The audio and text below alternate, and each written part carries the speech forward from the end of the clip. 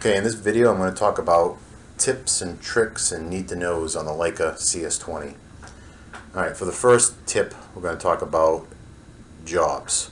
So let's imagine that this job is a job that you don't need every day. It's something you probably won't be on this job for a couple of months, but maybe you like to keep your carousel compressed. So we can do it two things. We can remove it from the carousel for the time being by going to View and Edit, Properties, scroll down, Display Jobs. Remember the name is Orchard Street. Uncheck it from the carousel, Store. Now Orchard Street is gone. If we want to bring it back, we come over here to Jobs, and there is Orchard Street. It's got a eyeball with the slash through, so it means it's not visible. I uncheck it, and there it is again. I can simply come back to here just as easy and check it. I can delete the job, I can do some edits on the properties, but here you can make jobs viewable or hide them for the time being.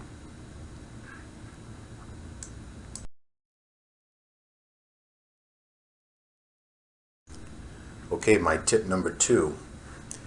So if you notice when you scroll through the jobs, some have pictures and some don't.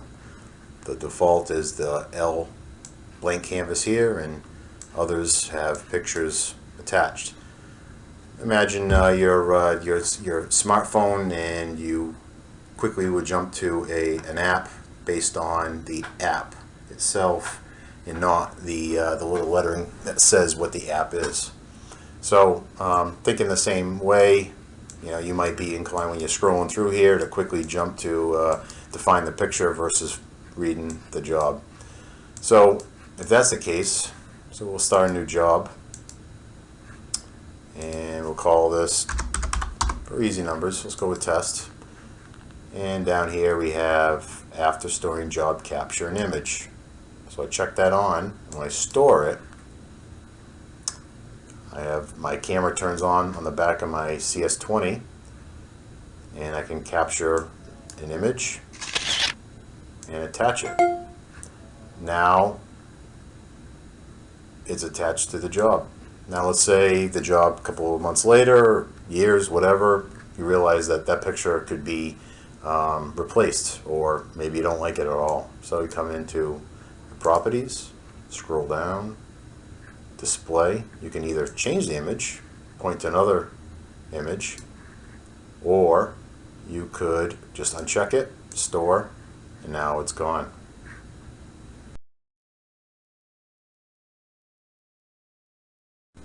Okay, for my next tip, we're going to talk about the app carousel. We talked about the job carousel. Now let's talk about the app carousel. So the app carousel allows you to manipulate and customize the apps based on your daily usage or routines, or the apps that you would use every day. You're not forced to have an app in here or have a very extensive amount of apps for something you'll never use. So let's say I do a lot more measuring than I do stake to the line, so I'm going to move that closer to the beginning here. I can click and drag and move. You know what, I want my 3D viewer at the very beginning. I click and drag and move. I can come over here and say, you know what, I never stake a road with the Stake Road app. So I'm going to get rid of that app. I'm going to click and hold, and I'm going to drag down until it turns orange, and I'm going to let it go. Now it's gone. I can also do that for Stake to DTM or create points and lines. I don't ever create points and lines. Click and hold, drag, and let it go. Now it's gone. But let's say I want to bring them back, or I can reorganize this. So we're going to go to Settings, Customization, and App Visibility. You can see here that, if you remember, my 3D viewer was in the first option, so I can just sit down, and now it's under Settings. Hit down again. Now it's in the third place.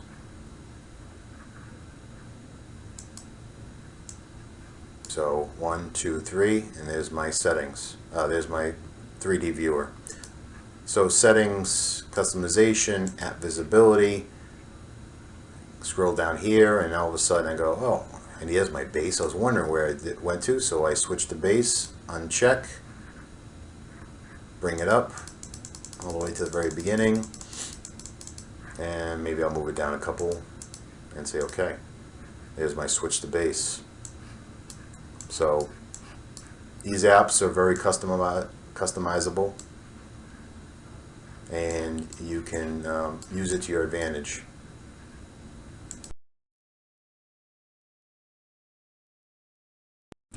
In this tip, we're going to talk about points. So points are found on the back side of the job under View and Edit Data. First thing I wanted to talk about was these checkboxes. So if I wanted to remove some points, delete basically, I can pick multiple checkboxes and say delete. It'll say, do you really want to delete the points? Now they're gone. I can pick one point, delete, gone. Pick a couple more points, delete, and gone. So these checkboxes, these boxes are checkboxes to allow you to do multiple selections. Previously in SmartWorks, you would have to pick a point, delete, accept. To pick a point, delete, accept. And it became time consuming, especially if you had to clean up a job and get rid of many points. This allows you now to pick several points at the same time. The other thing I want to talk about is where to find points. So View and Edit Data. Anytime you're in any app and you just click the menu up here, it jumps right to points. So you can be in a measure screen, jump right to here, and then boom, brings you right to points, lines, images, etc. The other thing I wanted to show is attaching an image to a point. So let's say we're going to measure this point. So I'm going to say measure. Okay. So stop. Change that to measure single shot. And I'm going to go ahead and store that point. So I've just stored TS002. So I'm in measure, and now I just take a picture of what TS002 is. I hit capture, and I'm going to store that. And you get this prompt. It says, what do you want to do? You want to press last to link it to the last measured point, press select to pick a point on the list, and press no for no link. So if I pick last, it stored it to that TS001. So now if I go to Home, View and Edit Data, and I jump over to TS002, sorry, which was the one we just recently measured, you'll see a quick little image attached. If I click it and edit, and I go to images, that's that point. There's the image we just took with the controller. So it's linked here to let you know that you actually have an image attached. Also, I just want to run through with View and Edit Data, and if I hit more, right now we don't have any control. If I hit more, now we have a coordinate with an elevation to the point. Hit more again, we have the code, the time, the date. Hit more again, the 3D quality was shot at, what it was a reference or adjusted, or what instrument it was shot with, a TS mode or GS mode, and then more circles you back. Lines are lines if you do coding or if you import DXFs. Images, we just talked about images. Now TS02 is referenced to the image, so it's in the title. So if you actually look in your data folder, you will see images of when you're actually in the DBX, you can go to images and the image name is referenced at the point that it was referenced to.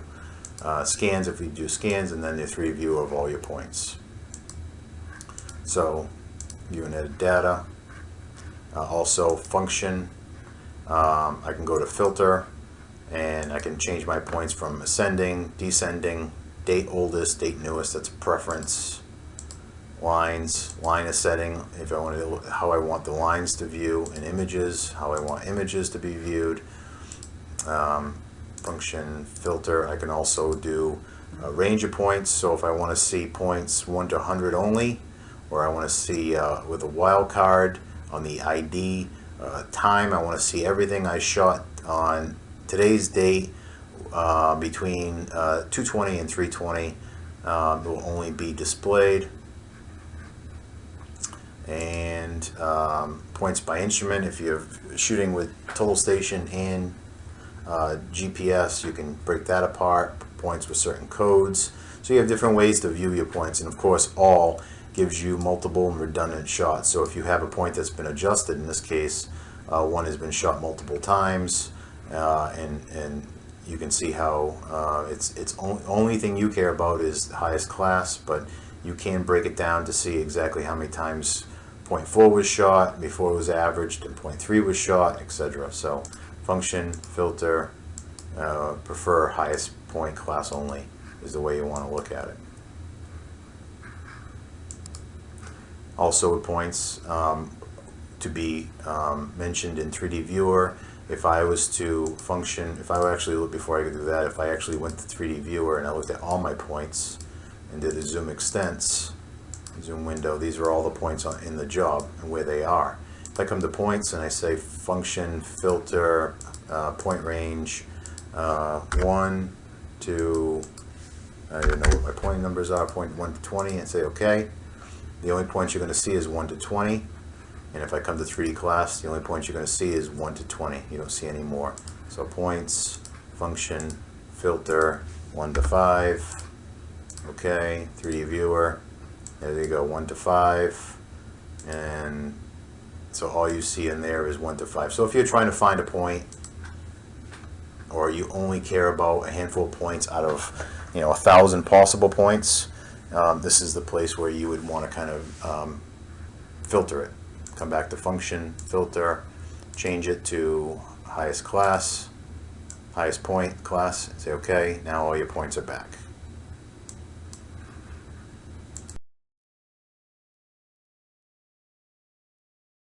Okay, for the next tip, I'm going to talk about hotkeys. Now, hotkeys aren't anything new. In the CS15, we had the same F7 through F12, and you could have even go a little bit deeper and do function F7 through F12. Well, what I like about the CS15 is now they have a hotkey under the star key. So when you used to have the F7, you used to say to yourself, is that the quality control, or is that the Kogo inverse?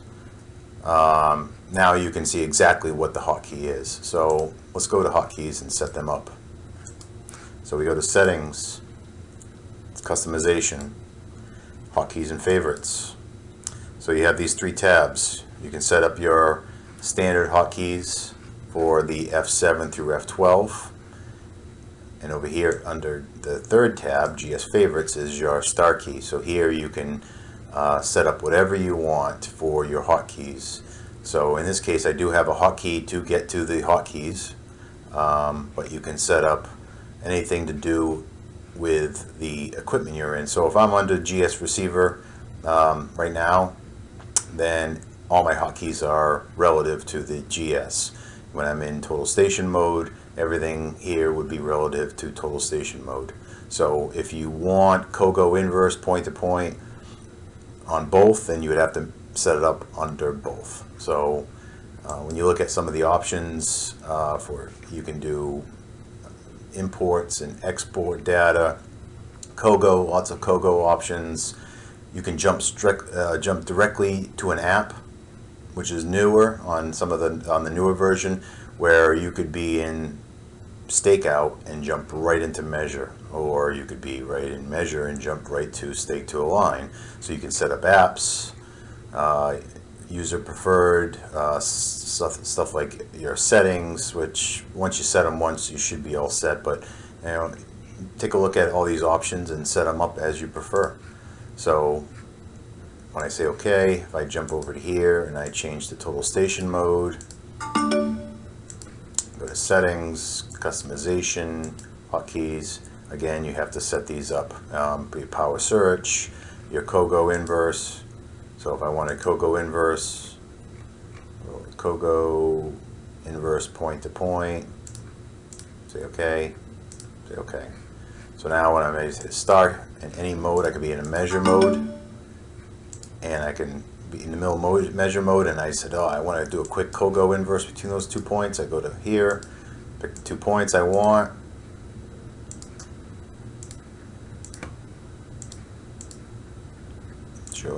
and it'll give you your inverse data.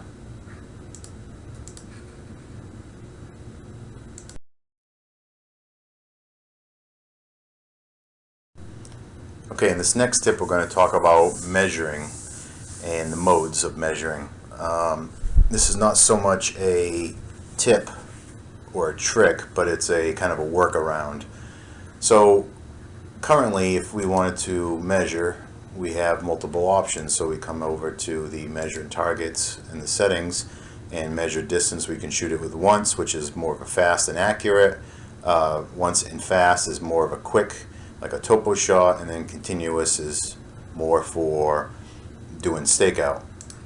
So when we're in measure and we want to actually shoot a point, we come over to this icon for measure and target, and currently this is measure distance, and you can see here this is measure continuous. So when I actually click this, it disappears, this icon changes. If I click it again, you will see that now we are in continuous mode. So it says measure single shot. Okay, so I click it again, now we're in measure a shot. But let's say that this shot is a fast shot, it's a topo shot, it's just a quick check shot. I don't need the high-end accuracy, or that extra couple seconds do matter to me. But as you can see, all I can do in this is toggle between continuous and measure a single shot. One way would come over to settings, TS instrument, change measure and target, come over here, change it to once and fast, say OK. Now we can shoot, you get the rabbit, meaning it's like more of a topo shot, fast shot. If I click this again, now this is once and fast.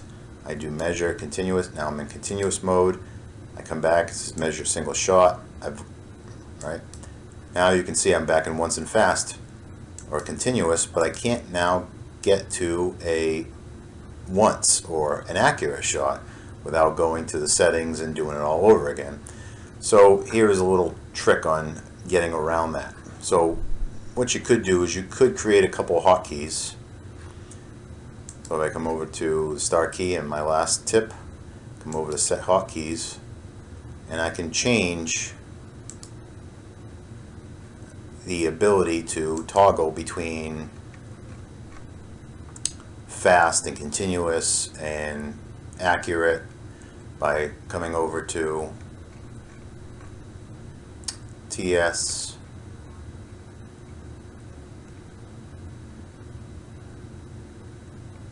Okay, so you come over to here, you got toggle once, so you can toggle between once and fast and continuous. So these two will constantly toggle between each other, or once and continuous, and these will toggle between each other, and toggle once and fast, and these two will toggle between each other.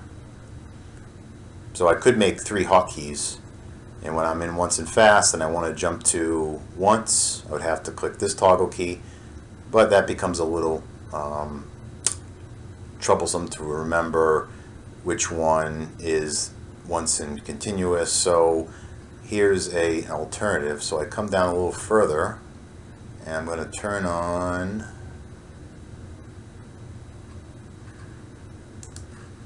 measure and target. I'm going to make that a hotkey under my favorites. Okay. So now when I'm in measure mode, if I know I'm going to toggle, if I know that my toggle is going to be just, I can quickly just jump between these two.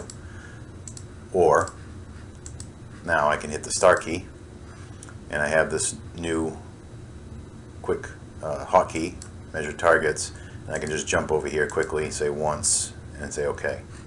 Or I know I'm going to shoot again, I hit star key, measure and targets, continuous. Okay, so you can actually know exactly what you're doing. When I click here, I know that I'm in continuous, and if I click this button, it says measure single shot. Unless you're paying attention or you're doing it right this second, and you know that your alternative is to measure a quick shot in fast mode. When I click it, you can see that now I was not even in fast mode. It brought me to an accurate shot just once. So it does become questionable which mode it's going to bring you to. So I do like the star key, measure and target, and then picking quickly exactly what I want and saying OK. as I was saying earlier, I could have done set hotkeys, picked a favorite. We'll do it this one. We'll do it right below it, and I can scroll down to the TS and find the once in fast and continuous, or once in continuous, or once in fast, and say OK. Now when I hit the start key, if all I do is pick this mode, standard measure mode, I click it, it jumps to standard. I click it again, fast mode jumps to fast mode. And if I pick up here, measure continuous is always the alternative. So it's once in fast and continuous, once in fast, continuous. But if I want to bounce between, so you staked out the point with continuous, maybe it's an accurate point and you want to change it quickly to a once shot for an accurate shot. I come over to here. If I hit that once, you realize that, oh, no, that's not the mode I want. Click it again. Now I'm in once mode for an accurate shot. Or, like I said, you could quickly use this icon, measure and target, drop it down, say this, yep, this is a once or once in fast shot, say OK, and boom, hit measure and good to go. So that's a quick workaround on bouncing between the multiple settings for how you're going to measure your point.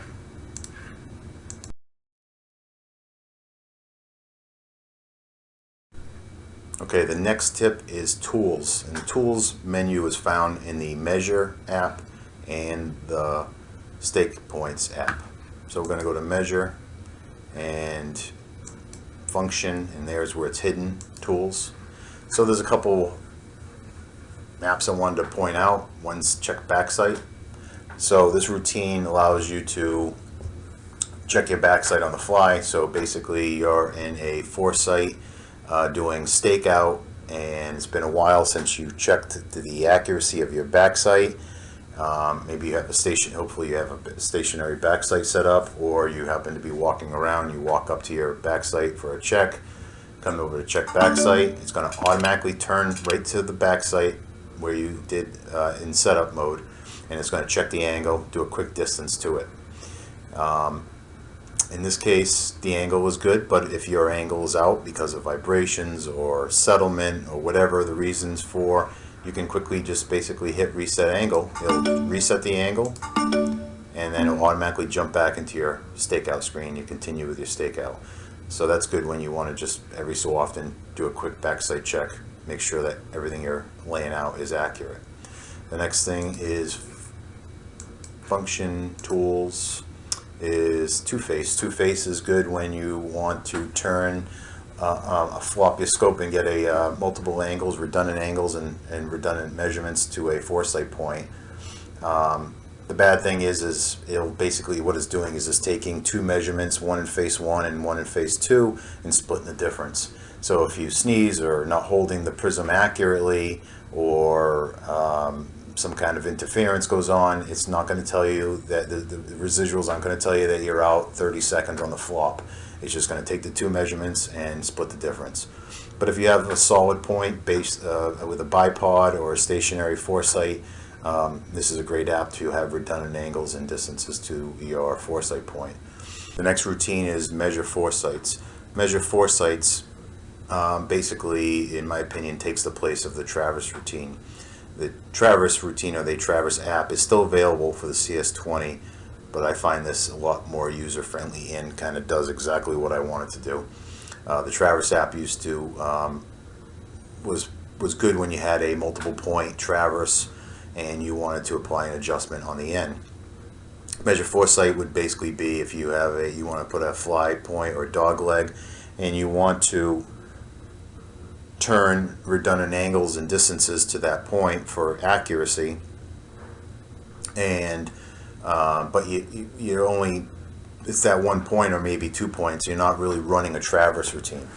So I feel this is the better app. So we come into measure foresights. It's still the same way as the Traverse routine. It's backside, foresight, foresight, backside, or backside, foresight, whatever your preference is.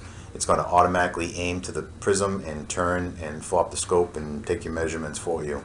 So you can check your quality control. It's going to let you know if your flop is out more than 3 seconds, or your horizontal is out more than 3 seconds, or Your distance is out more than that, so so we say okay. And, all right, so in this screen, set another backside point. So you're on one, backside 2, you just set up, there's no reason to do it all over again, but you're on one, backside 2, and you haven't checked 0 in quite some time.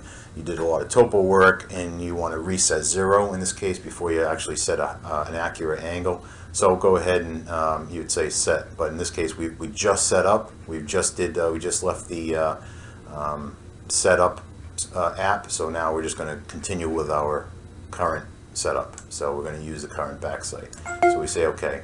So what's happening here is now we turn an angle 45 degrees to our next point. I'm going to call it 100, and it's ready to shoot the point. So we're in face 1 and we're going to take a measure. Okay, so the next screen says add or done. So add is to establish another foresight point, done is to confirm you've finished establishing the foresight points.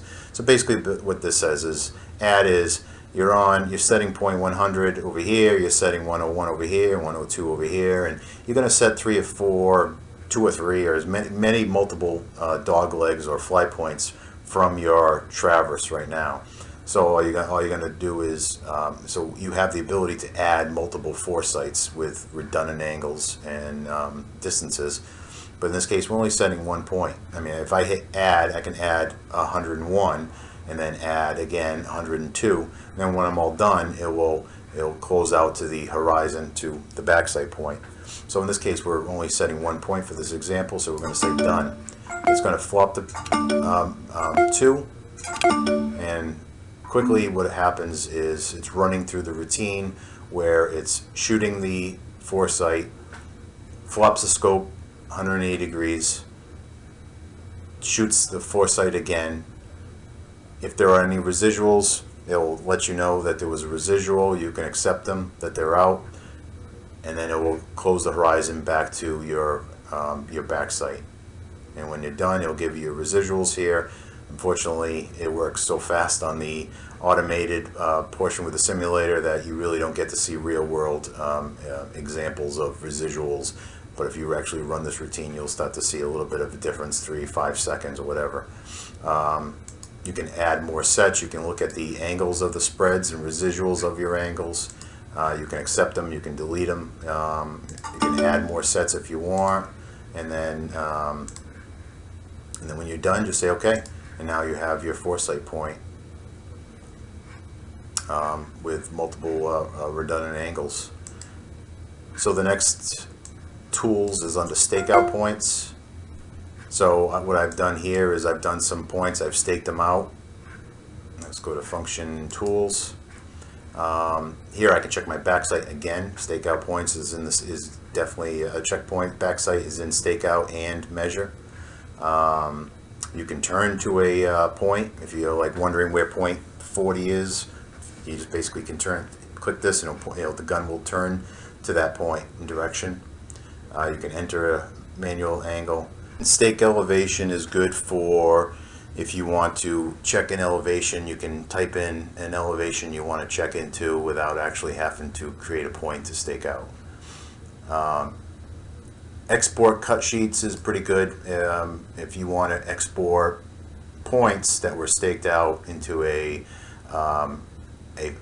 text file, which could then be converted to a Excel file. So what you would need to do is set up your definitions. So if I just delete this, for example, and say new, and I'm going to call it cut. Sure. I want to export it in comma or space or tab, so we'll say space. You can do headers if you want, and then design, your code, your design northing, easting, design height, staked point ID, your staked northing, your staked elevation. You can set these up however you want. There are many options to your time, your staking time, your distances, your quality. There's lots of options to choose to make your own cut sheet. So when you say Okay, so I've created a style. Say okay. Now I would come to, let's see, settings, and I can say I'm going to make it a text file, and current day, the entire job, the point IDs range, so 1 to 100 or 1 to 5 or time, whatever you want. So in this case, I'm just going to say entire job. Say okay, and I've exported my points into my current data folder.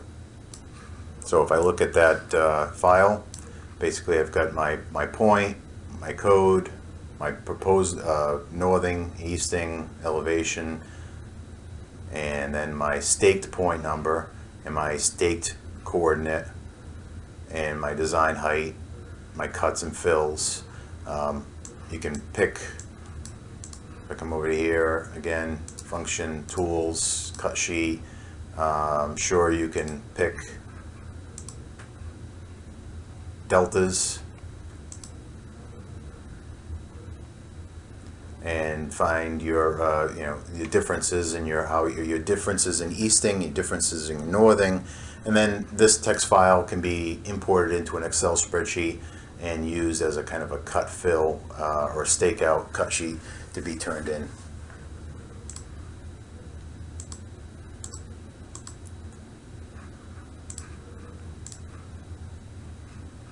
And that's it for basically for the covering tools.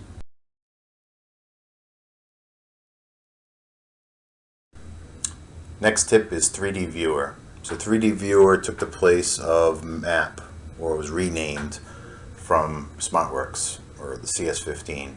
So in 3D Viewer, which has its own app now instead of just a button down here, click 3D Viewer, and basically what you're looking at is a job with lots of points in it.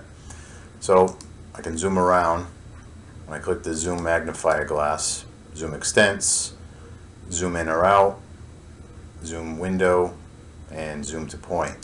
So zoom window allow me to pull in, and holding this down, as long as this is green, drag my stylus across the screen, zoom out as I pull down, zoom in as I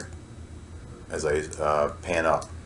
When I uncheck it and it's not green anymore, now I can browse around the job site, zoom window, pan, zoom out. Also, function display, I can shut off all the points, so now there's no points.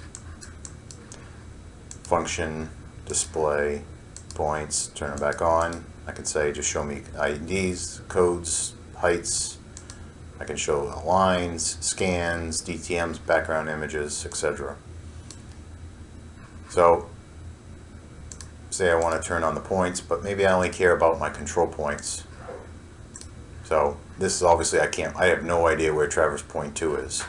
So come to function, filter, change it to high range of points, 1 to 50. Okay, now here are my control points around the site. If I click this, what it does is it centers the point. So when I highlight a point, 25, and I click this, it jumps right to it. Also, I could come over to here. I could say, where is point 4? Come to 3D Viewer, jump over here, and boom, there's point 4. It centers it in the screen.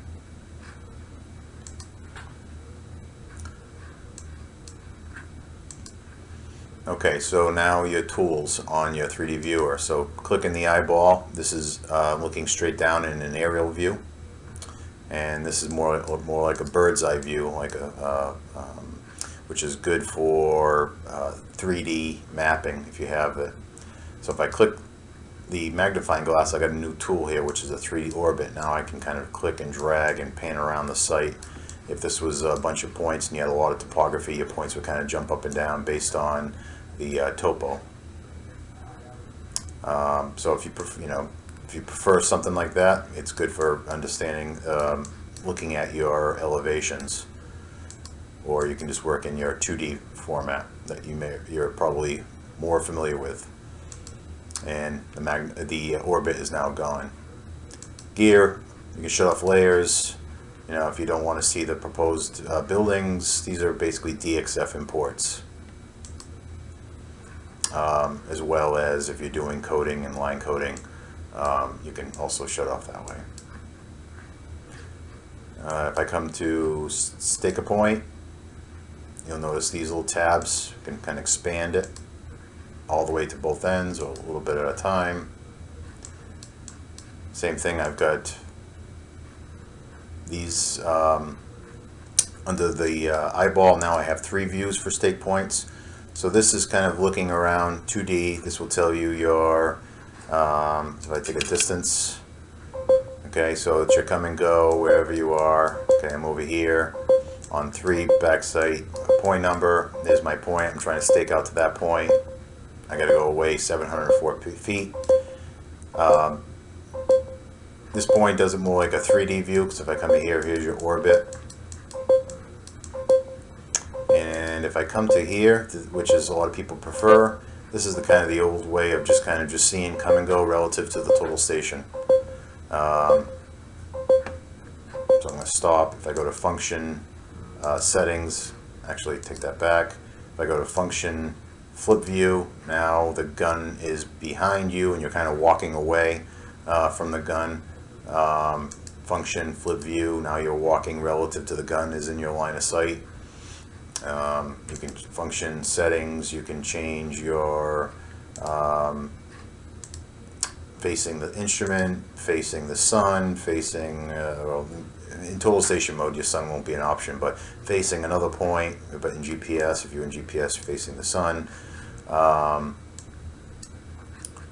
So that would be found under the eyeball, under here, and then these 2 options right here are more of like a 3D view. You can kind of see yourself in a 3D layout form. So I prefer first or last for kind of more of a 2D, but that's your preference. Something to experiment with. This point is kind of like centers your real time. So when you're on stakeout mode in continuous, it'll track you. So as you kind of walk down the screen will follow you wherever and keep you centered in the screen at all times. So as long as that's green, you will be centered on the screen. Even though you're sticking out that point, as you're walking up off the screen, you can see how it kind of wants to push me back. It wants to keep me in the center of the screen. So that's what that is. We've already talked about that. Zoom to point. And we talked about the zoom to window and pans. Zoom extents. Measure is relatively the same thing. It's just a 2D or a 3D view. You zoom extents. So difference between measure is there's really not a lot going on. Edit data and points here as well. So you can find 3D viewer in many apps and places.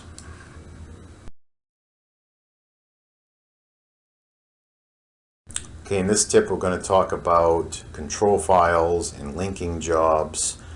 I get the call often where someone wants to have a job with nothing in it, just strictly stakeout points or staked points. So let's pretend that, let's imagine this job here is where all my control is. So if I come to view and edit data, there are multiple control points. Come in the job that I want to store the data in, and I come to view and edit data, there's no points. So this job could be a lot, a parcel, it could be something specific, a foundation only stakeout job. That's the job and that's the task, is to stake out lot 10, and all you care about is all you care about is the anything specific to lot 10. But your control file over on this job is the entire subdivision. So what we're going to do in this job is we're going to set up some control that's taken from the other job. So if I come to setup, known backsite, sure, and as we said, the stake job has no data in it. But if I change the job to the control file job, say OK. Now when I say points, I got all the points in that other job. So I'm going to occupy 50. Okay, and I'm going to backsite 51. I'm going to take a distance. I'm going to store it. Now when I look at the data, view and edit data, 50 and 51 are in that job. So the control file, these two control points that were used specifically for this job from this master job control file, these two are the only that are brought into this job. Alright, so now let's imagine that these points that there are some points in this job that you want to stake out. The proposed is here, but you want to store your stake data here. So if that's the case, we come to properties, link the job, add, scroll to that job we were just looking at. Okay, here I can data set, I can look at the points, but in this case we already know that those are the points I want, so I'm going to store. Again, if I look at the points, view and edit data, just those control files are there. But now when I go to stake points, I get a little bit different.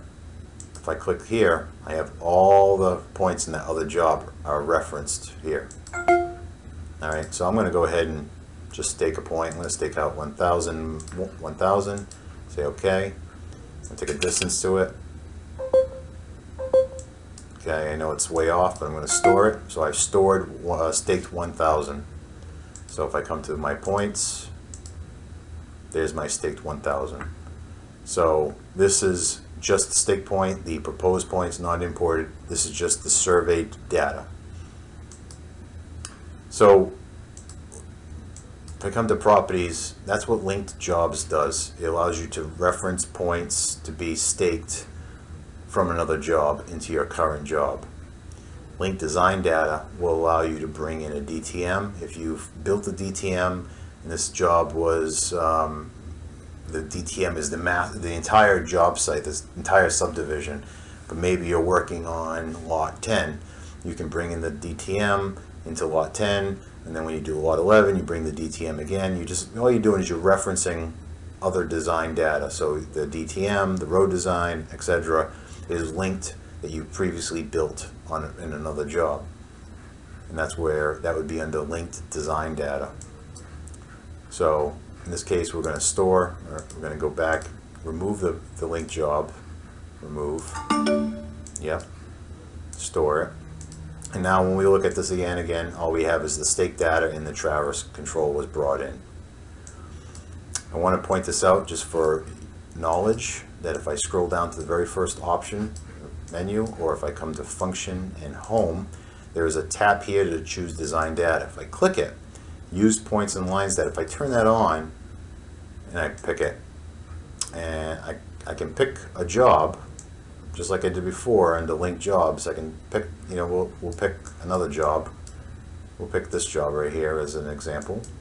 So I'm going to pick EP new as the job I'm going to reference. I can do the same thing for DTMs and roads, but I'm just going to do points and lines. I'm going to say OK. So now when I go to stake points and I look at that, you can see my entire community is here for stakeout. All my points are here. It's referenced up here in the header, the title. All right, we're in stake points, but when I pick the points, it's saying, but these are the points from EP new. That works, but what happens is it also does it to every job. So if I make this job my current job, and I go to stake points, sure, and I pick this point, EP new. I'm in another job, and I pick,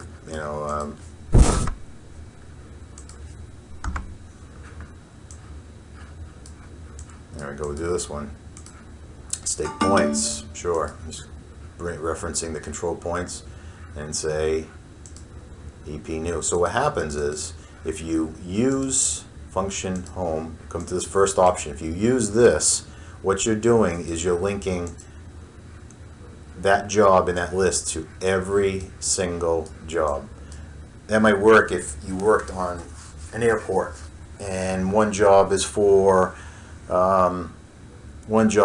foundations, and one job is for as-built, and one job is for paving, and etc. And all these jobs need to be linked to a master control file. That works. But when you're working on different communities throughout the state, different states, you don't want to link that job. So try to stay away from this because it really doesn't fit our workflow. So properties, link jobs, as well as set up, changing the job to another job, wherever your control file is. That will allow you to do depending on what you're trying to accomplish.